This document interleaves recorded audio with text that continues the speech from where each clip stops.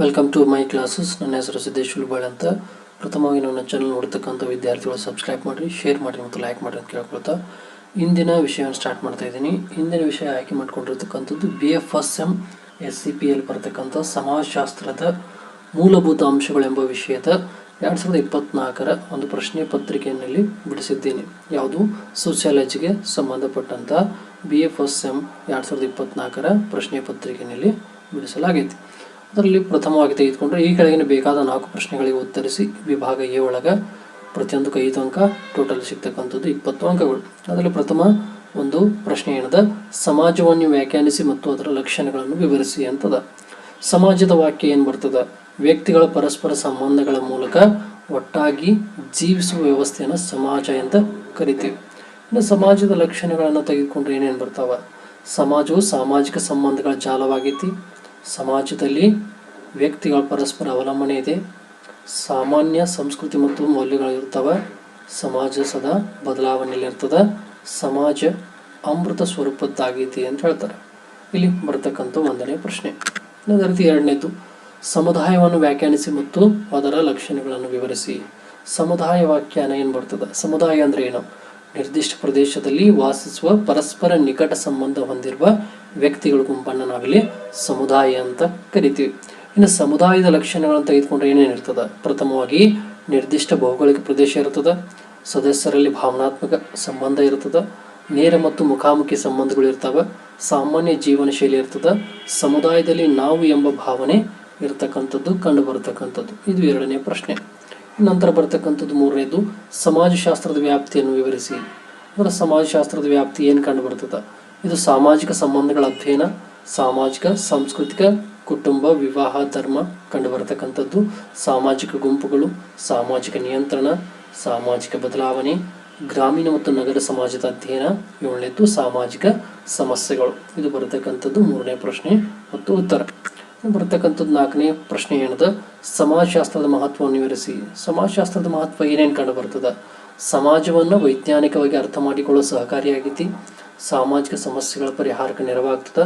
ಸಾಮಾಜಿಕ ಬದಲಾವಣೆಯನ್ನು ಅರ್ಥ ಮಾಡಿಕೊಳ್ಳಲು ಸಹಾಯ ಮಾಡ್ತದೆ. ಉತ್ತಮ ನಾಗರಿಕತ್ವವನ್ನು ಬೆಳೆಸ್ತದೆ. ಸಾಮಾಜಿಕ ನೀತಿಗಳ ರೂಪಣೆಗೆ ಸಹಕಾರವನ್ನು ನೀಡತಕ್ಕಂಥದ್ದು ಕಂಡು ಬರತಕ್ಕಂಥದ್ದು. ಇದು 4ನೇ ಪ್ರಶ್ನೆ ಮತ್ತು ಉತ್ತರ. ನಂತರ ಬರ್ತಕ್ಕಂಥದ್ದು 5ನೇ ಪ್ರಶ್ನೆ ಏನದ, ಸಾಮಾಜಿಕ ಚಲನಶೀಲತೆ ಎಂದರೇನು, ಅದರ ವಿಧಗಳನ್ನು ವಿವರಿಸಿ ಅಂತ ಹೇಳ್ತಾರೆ. ಇಲ್ಲಿ ಸಾಮಾಜಿಕ ಚಲನಶೀಲತೆ ಅಂದ್ರೇನ, ವ್ಯಕ್ತಿ ಅಥವಾ ಗುಂಪು ಸಮಾಜದಲ್ಲಿ ತನ್ನ ಸ್ಥಾನಮಾನವನ್ನು ಬದಲಾಯಿಸುವ ಪ್ರಕ್ರಿಯೆಯನ್ನು ಸಾಮಾಜಿಕ ಚಲನಶೀಲತೆ ಅಂತ ಕರಿತೀವಿ. ಚಲನಶೀಲತೆ ಅಂತ ಕರೆಯಲಾಗ್ತದೆ. ಇನ್ನು ಸಾಮಾಜಿಕ ಚಲನಶೀಲತೆ ವಿಧಗಳೇನೇನು ಕಂಡು ಬರ್ತಾವ? ಇಲ್ಲಿ ಲಂಬ ಚಲನಶೀಲತೆ, ಮೇಲಕ್ಕೆ ಅಥವಾ ಕೆಳಕ್ಕೆ ಸ್ಥಾನ ಬದಲಾವಣೆ. ಅಡ್ಡ ಚಲನಶೀಲತೆ, ಅದೇ ಮಟ್ಟದಲ್ಲಿ ಸ್ಥಾನ ಬದಲಾವಣೆ. ಪೀಳಿಗಾಂತರ ಚಲನಶೀಲತೆ, ಪೀಳಿಗೆಯಿಂದ ಪೀಳಿಗೆ ಸ್ಥಾನ ಬದಲಾವಣೆ. ಅಂತರ್ಪೀಳಿಗೆಯ ಚಲನಶೀಲತೆ, ಒಂದೇ ಪೀಳಿಗೆಯೊಳಗಿನ ಸ್ಥಾನ ಬದಲಾವಣೆ ಕಂಡು ಬರತಕ್ಕಂಥದ್ದು. ಇದು ವಿಭಾಗ A ಒಳಗಾಯಿತು. ಇನ್ನು ವಿಭಾಗ B ಪಾರ್ಟ್ B ಒಳಗೆ ಕೆಳಗಿನ ಬೇಕಾದ 3 ಪ್ರಶ್ನೆಗಳಿಗೆ ಉತ್ತರಿಸಿ ಪ್ರತಿಯೊಂದಕ್ಕೂ 10 ಅಂಕ. ಇಲ್ಲಿ ಸಿಗ್ತಕ್ಕಂಥ ಟೋಟಲ್ ನಮ್ಗೆ 30 ಅಂಕಗಳು ದೊರೆತಕ್ಕಂಥದ್ದು ವಿಭಾಗ B ಒಳಗೆ. ಅದರಲ್ಲಿ 6ನೇದು ಏನು ಬರ್ತದೆ ಅಂದ್ರೆ, ಪ್ರಥಮವಾಗಿ ಬರ್ತಕ್ಕಂಥದ್ದು ಸಮಾಜಶಾಸ್ತ್ರದ ಉದ್ಭವ ಮತ್ತು ಅಭಿವೃದ್ಧಿಯನ್ನು ವಿವರಿಸಿ ಅಂತ ಹೇಳ್ತಾರೆ. ಇಲ್ಲಿ ಸಮಾಜಶಾಸ್ತ್ರದ ಉದ್ಭವ ಯಾವಾಗ ಕಂಡು ಬಂತು? ಇದು 18ನೇ ಶತಮಾನದಲ್ಲಿ ಯುರೋಪ್ನಲ್ಲಿ ಸಂಭವಿಸಿದ ಫ್ರೆಂಚ್ ಕ್ರಾಂತಿ ಮತ್ತು ಕೈಗಾರಿಕಾ ಕ್ರಾಂತಿಗಳಿಂದ ಸಮಾಜದಲ್ಲಿ ದೊಡ್ಡ ಬದಲಾವಣೆಗಳು ಉಂಟಾದವು. ಈ ಬದಲಾವಣೆಗಳನ್ನು ವೈಜ್ಞಾನಿಕವಾಗಿ ಅಧ್ಯಯನ ಮಾಡುವ ಅಗತ್ಯದಿಂದ ಸಮಾಜಶಾಸ್ತ್ರ ಉದ್ಭವ ಆಯಿತು. ಅಲ್ಲಿ ಅಗಸ್ಟ್ ಕಾಂಟ್ ಅವರ ಸಮಾಜಶಾಸ್ತ್ರದ ಪಿತಾಮಹ ಅಂತ ಕರೆಯಲಾಗ್ತದೆ. ಇಲ್ಲಿ ಅಗಸ್ಟ್ ಕಾಂಟ್ ಅವ್ರನ್ನ ಅರ್ಥಶಾಸ್ತ್ರದ ಏನು ಸಮಾಜಶಾಸ್ತ್ರದ ಪಿತಾಮಹ ಅಂತ ಕರೆಯಲಾಗ್ತದೆ. ಇದು ಇನ್ನು ಅದರದ ಅಭಿವೃದ್ಧಿ ಏನೇನು ಕಂಡುಬರ್ತದೆ?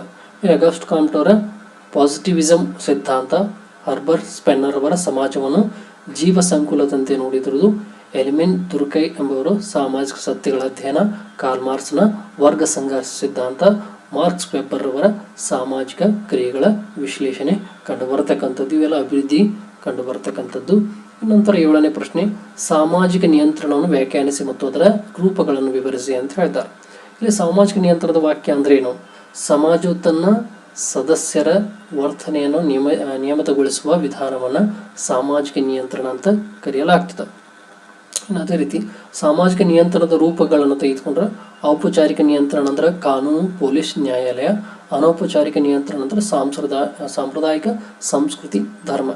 ಇನ್ನು ಸಕಾರಾತ್ಮಕ ನಿಯಂತ್ರಣ ಬಹುಮಾನ ಪ್ರಶಂಸೆ, ನಕಾರಾತ್ಮಕ ನಿಯಂತ್ರಣ ಅಂದರೆ ಶಿಕ್ಷೆ ದಂಡ ಕಂಡು ಬರ್ತಕ್ಕಂಥದ್ದು.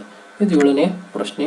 ಇನ್ನು 8ನೇದು ಬರ್ತಕ್ಕಂಥದ್ದು ಸಾಮಾಜಿಕ ಪ್ರಕ್ರಿಯೆಯನ್ನು ವ್ಯಾಖ್ಯಾನಿಸಿ ಮತ್ತು ಅದರ ವಿಧಗಳನ್ನು ವಿವರಿಸಿ ಅಂತ ಹೇಳ್ತಾರೆ.